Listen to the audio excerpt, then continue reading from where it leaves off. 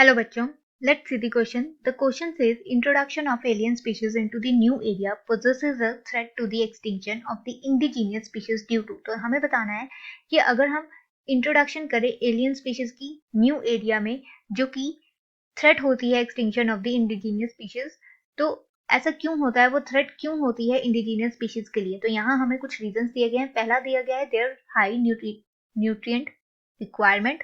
Second है their symbiotic relationship. Third है absence of their natural predator and fourth है for more interspecific competition. तो हमें बताना है इसमें से कौन सा रीजन करेक्ट है.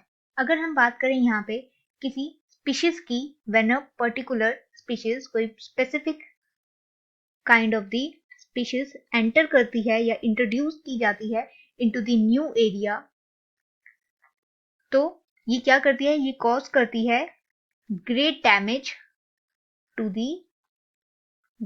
डैमेज टू स्पीशीज जो कि ऑलरेडी प्रेजेंट होती हैं उस एरिया में, जो ऑलरेडी प्रेजेंट होंगी ओवर देयर, एंड उन स्पीशीज को हम बोलते हैं नेटिव स्पीशीज या इंडिजीनियस स्पीशीज. और ये क्या करेंगी, जो न्यू स्पीशीज होंगी वो destroys the native species. So the only factor जो कि इनको स्टॉप कर सकता है from creating the major destructions, तो वो है predators residing in that area. अब अगर प्रीडेटर ही नहीं होंगे तो ये स्पीशीज जो है डिस्ट्रॉय नहीं होंगी, और इस वजह से जो है ये स्पीशीज जो है डिस्ट्रीब्यूट होंगी in all over the area, और इसकी वजह से नेटिव स्पीशीज जो है वो खत्म हो जाएंगी, क्योंकि नेटिव स्पीशीज के तो ऑलरेडी नेचुरल प्रीडेटर्स वहां प्रेजेंट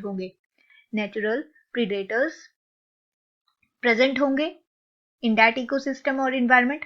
बट जो नई स्पीशीज आएगी उसके जो नेचुरल प्रीडेटर्स होंगे वो नहीं होंगे. इस वजह से जो है जो प्रीडेटर होंगे वो इसमें इंटरेस्ट लेने के बजाय नेटिव स्पीशीज में ही डिपेंडेंट होंगे, और इस वजह से ये खत्म होती जाएगी और ये जो है बढ़ती ही जाएगी. तो यहाँ पे अगर हम बात करें ऑप्शंस की, तो राइट ऑप्शन होगा हमारे पास absence of their natural predator. Right answer is option number C. Hope you understood the problem. All the best. Thank you.